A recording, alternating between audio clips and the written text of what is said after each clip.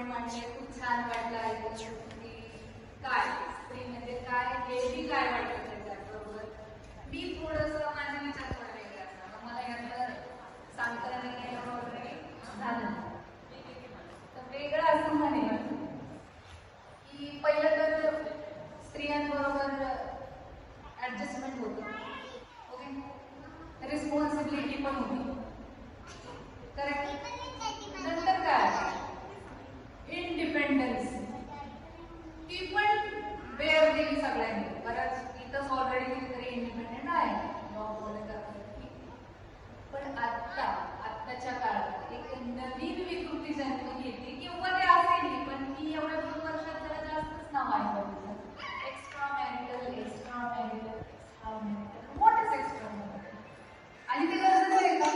Actually ती responsibility पण नाही आणि ऍडजस्टमेंट पण नाही, ही जबरदस्ती एका स्त्रीवर घातलेलं दडपण. अरे आपण त्याच्यात नाही, पण ज्या आहेत स्त्री शक्ती आपलीच आहे सगळ्यांची, त्या आपल्याच बहिणी आहेत, आपलीच शक्ती आहे ती एकवटून या ब्रह्मांडात खेळती आहे नाचती, करेक्ट. तर माझं म्हणणं असं आहे की हे जे नवीन काही मिळाले नंतर म्हणजे बऱ्याच 2 वर्षात मला ऐकलं त्या एक्स्ट्रा मॅरिटलला मी बिगारी करते, ओके. आणि जसं की हे जर जास्तच होते असं मी म्हणेन स्त्रीबद्दल.